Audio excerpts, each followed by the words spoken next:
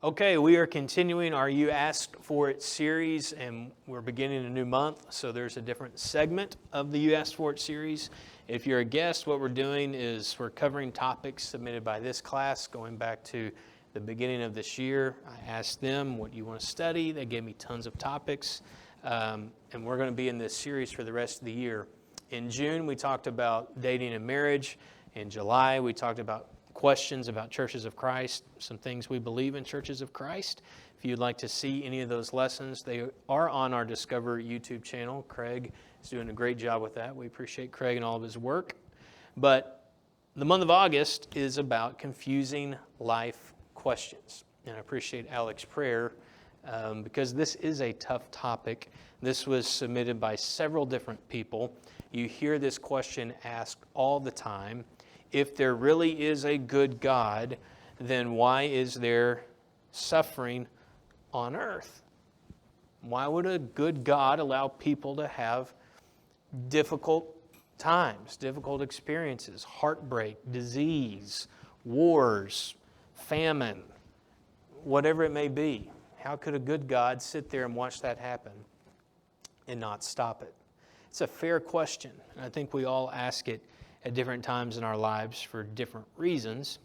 And so we're going to talk about this a little bit today from a biblical perspective. Before we go any further with this question, let's define and acknowledge here a theological framework to answer this question. I think it's in two parts here. From a basic theological perspective, why do bad things happen to good people? Why does a good God allow human suffering? Well, there's punishment, and then that's also kind of the plan of things. And you may say, well, punishment for what? Genesis chapter 3. Sin enters the world. Adam and Eve make the decision to rebel against God. And as soon as sin entered the world, a broken world begins. And today we are living in a broken world. And we know that a broken world at the end of time will be redeemed with the return of Christ. But we live in a broken world, and with a broken world, you have a lot of problems, and with a broken world, you have suffering.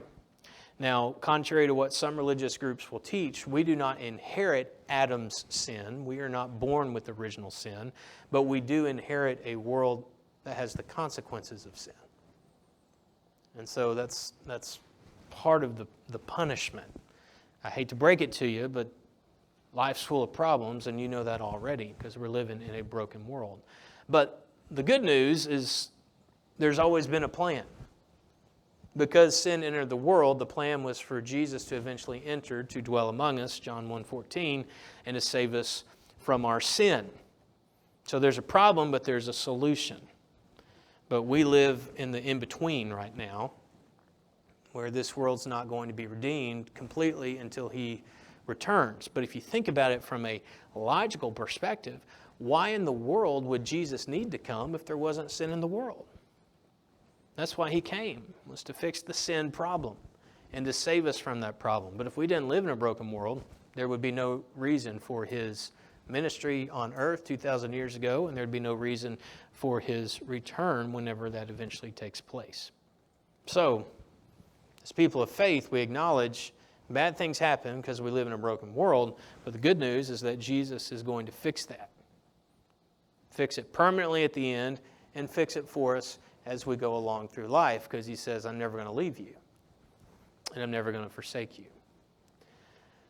But beyond that, beyond the punishment, beyond the plan, I want to give 4 reasons today that I think we can justify from a biblical perspective as to why God allows suffering on earth. Why bad things might happen to good people.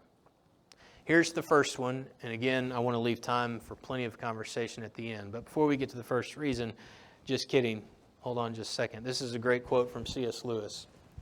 He says, "The problem of reconciling human suffering with the existence of God who loves is only insoluble," or impossible, so synonym for impossible, "so long as we attach a trivial meaning to the word love."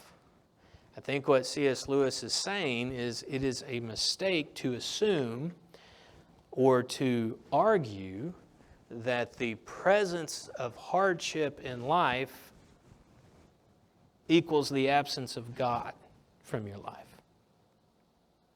And if you have a really small meaning and definition for the word love, you're going to think that love is only present when life is good. And we do that in other relationships in life. We do that sometimes in marriage. We do that in dating. We do that in friendships.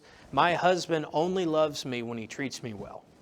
That's not a real definition of love. Your husband still loves you even when he's not being the man he's supposed to be. And you're still supposed to have love in that marriage when you're going through a difficult season. In fact, a difficult season, handled correctly, can make you love each other more at the end of it. So we cannot say that, well, God doesn't love us anymore because all of these problems are taking place. That's what C.S. Lewis is saying is real dangerous, to think that way. Rather, God loves us even through the problems, and sometimes we begin to appreciate the love of God even more while we're suffering, if we choose to remain faithful to Him. So, back to these 4 reasons here why God would allow human suffering even though He's a good God. Number 1, I think it's so we can learn some lessons. And I think Matt was touching on that a little bit when he mentioned humility. I love this passage out of Philippians 4. Now, Philippians 4:13 is the more famous passage. That's the I can do all things through Christ who strengthens me. But I think Philippians 4:12 is just as important, if not more important, than Philippians 4:13. Because he says in the verse before that, I know what it is to be in need, and I know what it is to have plenty. I have learned the secret of being content in any and every situation, whether well-fed or hungry, whether living in plenty or in want. I want you to notice there that Paul says he learned what it meant to be content. You don't know what it means to be content on your own. You have to learn that. And you can't learn what it means to be content until you learn what it means to have some difficulty in your life. Otherwise, you have nothing to base it on. And so you develop these lessons, you develop this maturity by walking through a really difficult season in a really difficult time. And once Paul learned to be content, if you look at Paul's writing and his epistles, we're not going to go into this much, but the book of Philippians is really where Paul's writing takes a turn in his ministry. He writes in about AD 62. And the rest of his writing, until probably AD 68 when he writes 2 Timothy, there's a different caliber of spiritual maturity coming from his pen. It's not to say that the things he wrote before that weren't as mature. They were, but this is just on a deeper level. After Paul had learned what it meant to be content. Another one is in 2 Corinthians 12, this idea of learning. This is the chapter where Paul talks about his thorn in the flesh. Now, we talk a lot about the thorn in the flesh, but at the beginning of 2 Corinthians chapter 12, he talks about why he received the thorn. And Paul had this experience where he had these great revelations of God's glory in heaven. And he says, things I'm not even permitted to talk about. It was so wonderful. But after he has those visions, that's when he starts talking about the thorn there in verse 7. And he says, to keep me from becoming conceited, or what Matthew said, proud, teach me humility because of the great things that I saw. That's why I was given the thorn in my flesh, which was a messenger of Satan, and it tormented me. And what I think is really interesting about this, and it happens this way in our lives, it might happen this way in your life, Paul did not ask God to give him the ability to see those visions. It just happened. He was blessed with that opportunity. And there are some things that might happen in your life where you experience tremendous blessing and you did not pray for that specifically. It just happened. God decided to give it to you. God decided to bestow it on your life by no effort or desire of your own.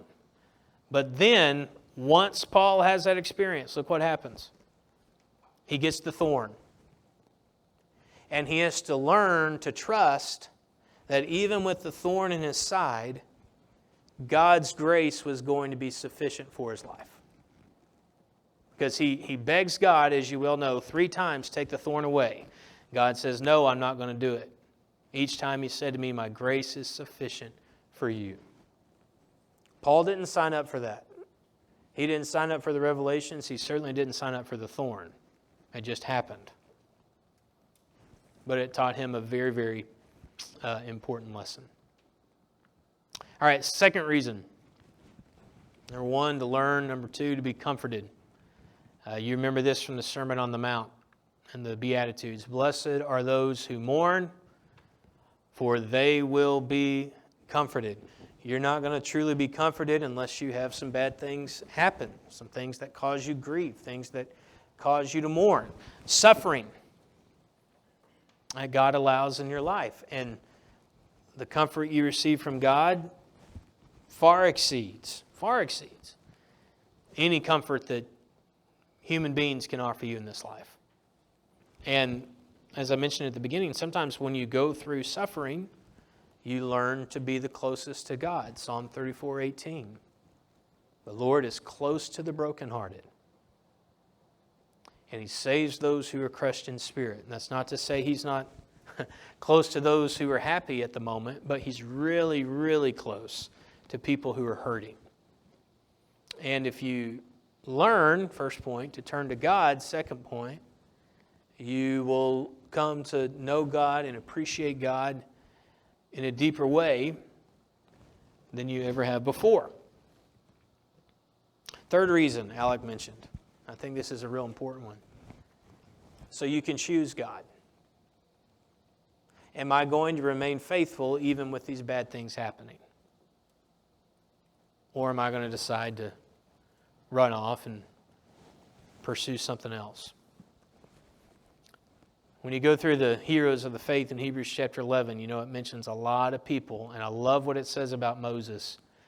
By faith, Moses, when he had grown up, he refused to be known as the son of Pharaoh's daughter. He chose to be mistreated along with the people of God rather than to enjoy the pleasures of sin for a short time. He regarded disgrace for the sake of Christ as of greater value than the treasures of Egypt because he was looking ahead to his reward. You remember how Moses is saved when he's born.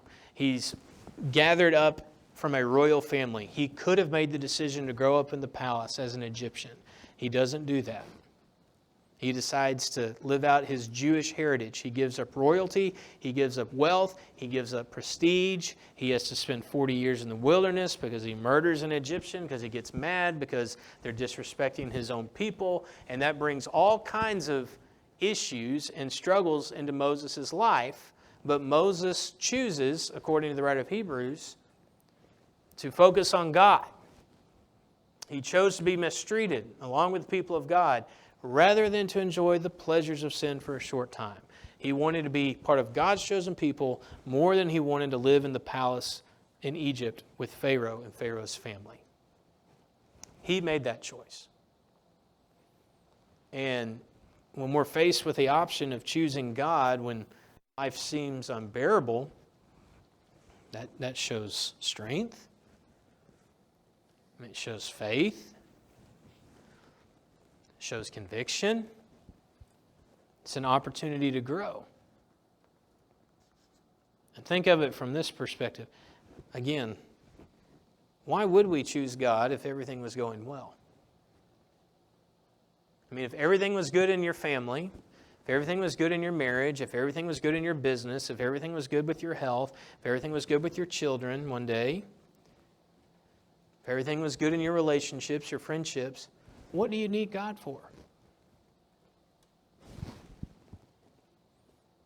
Suffering